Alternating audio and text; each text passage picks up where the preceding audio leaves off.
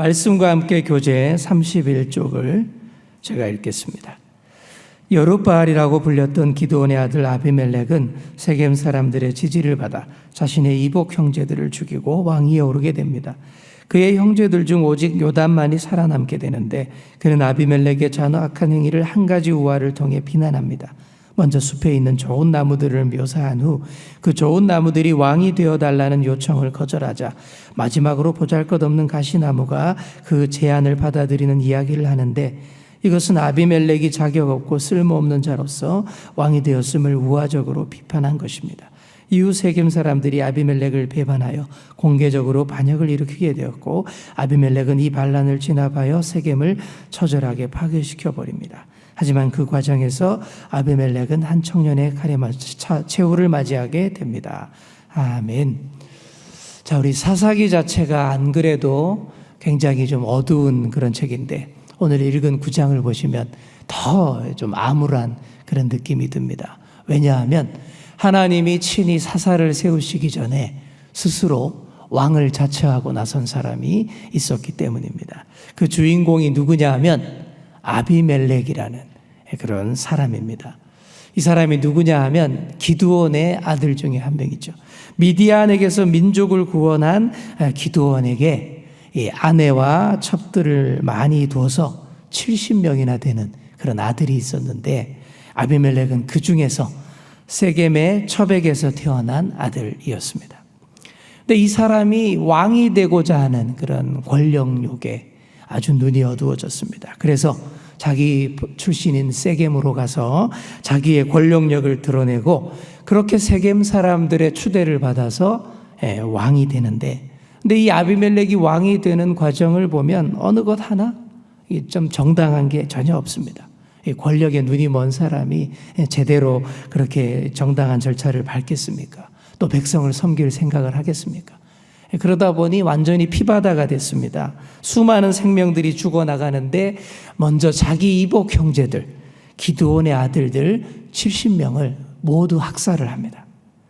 그런데 그 와중에 단 하나 살아남은 사람이 막내 요담이라는 사람인데요. 이 요담이 아비멜렉이 왕이 되었다라는 얘기를 듣고 그리심산에 올라가서 큰 소리로 아주 예언자적인 얘기를 들려주는데, 이렇게 우화 같은 얘기입니다. 나무들을 사람들인 것처럼 이렇게 의인화해서 얘기하는 우화인데 이런 내용입니다.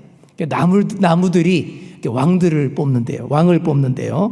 그래서 후보자들 리스트가 쫙 올라오는데 기호 1번 감람나무, 기호 2번 무화과나무, 기호 3번 포도나무, 기호 4번이 가시나무입니다. 여러분은 개인적으로 기호 몇 번을 찍겠습니까? 저는 개인적으로 3번 포도나무가 제일 좋은데, 이 3번까지 나무들을 보면 이스라엘에서 제일 인기가 있는 그런 과실수들, 이스라엘을 대표하는 나무들입니다.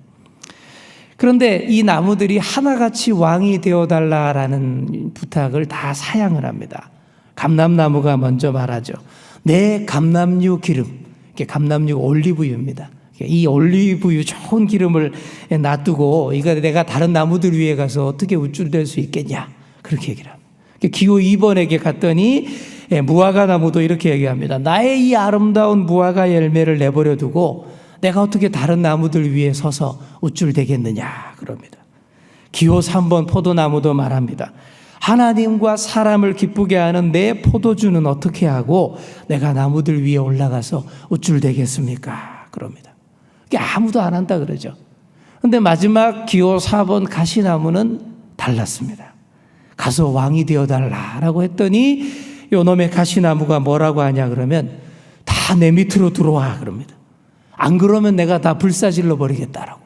아주 시작부터 아주 과격하고 무시무시합니다. 한마디로 내가 너희들 위에 올라가서 우쭐대겠다라는 바로 그런 얘기입니다. 그러니까 절대 되어서는 안 될 나무가 왕이 되어서 비극이 벌어졌다라는 얘기를 요담이 하는 거예요.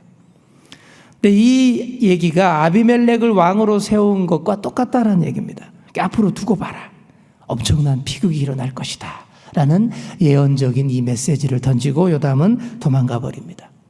근데 정말 이 요담의 우화와 똑같은 비극이 시작됩니다. 아비멜렉의 폭정이 온 이스라엘을 괴롭힙니다. 불법적으로 얻은 이 권력에 오래 가지 않죠. 그래서 이 아비멜렉을 추대했던 세겜 사람들이 먼저 반란을 일으킵니다. 그래서 큰 전쟁이 벌어지죠. 여러 전쟁 과정이 나와 있는데 한마디로 아비멜렉은 가시나무와 같은 만행을 저지릅니다. 세겜성을 철저하게 학살하고 초토화시켜버립니다. 소금을 뿌려버립니다.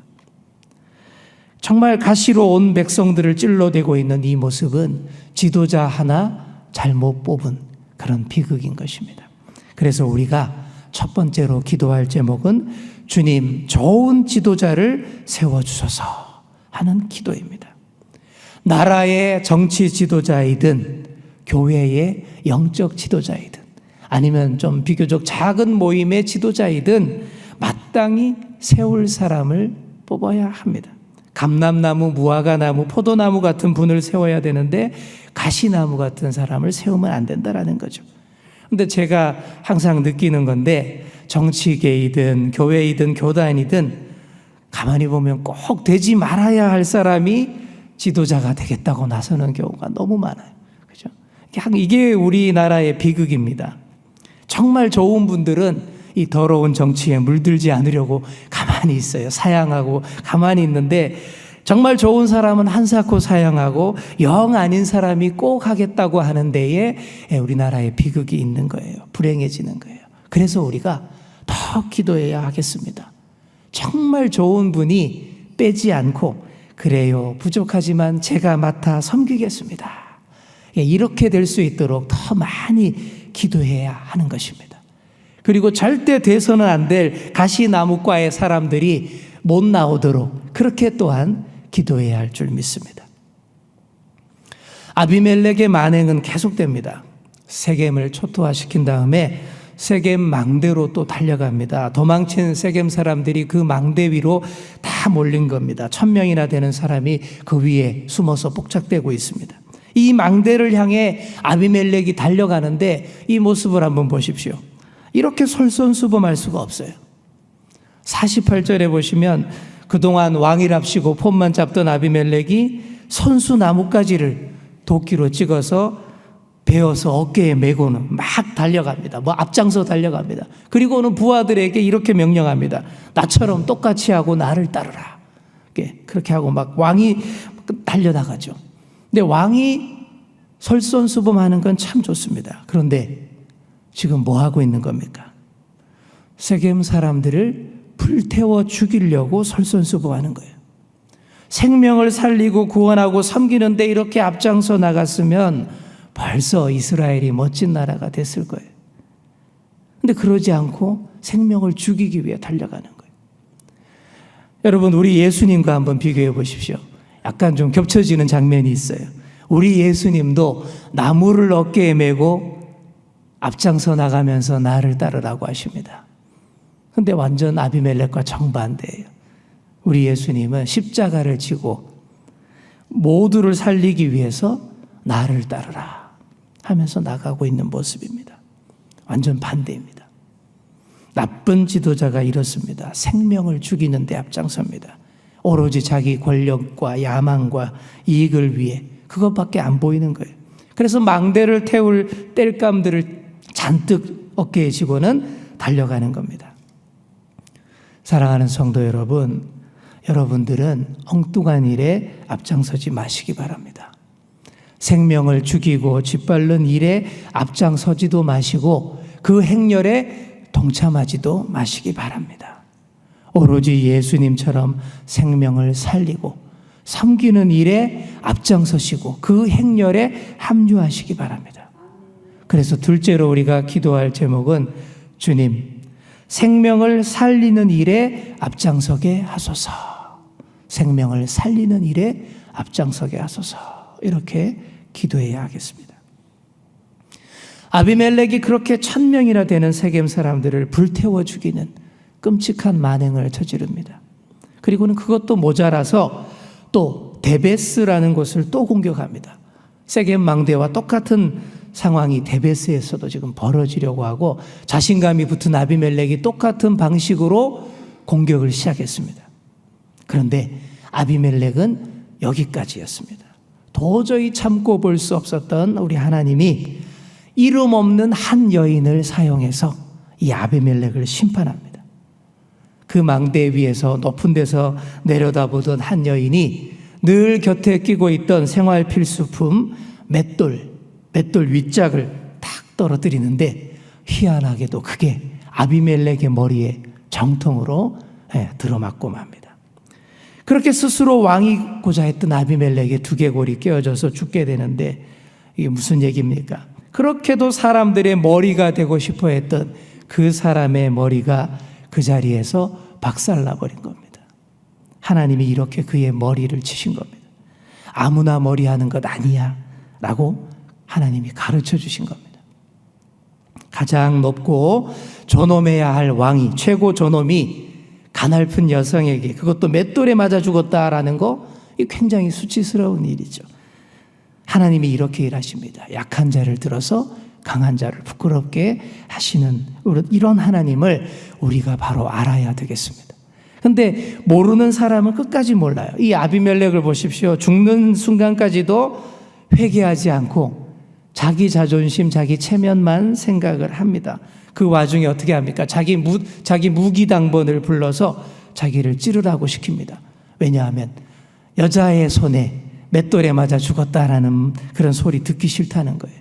그래서 칼에 찔려서 목숨을 끊게 되는데, 그런데 불행하게도 여자에게 맷돌에 맞아 죽었다라는 얘기가 성경에 다 기록되어 있어서 저와 여러분이 다 알잖아요. 게다가 그 소문 안 나게 해달라라는 것까지 다 기록이 되어서 우리가 다 알고 있지 않습니까? 이렇게 하나님이 다 보시고 정확하게 심판하신 줄 믿습니다.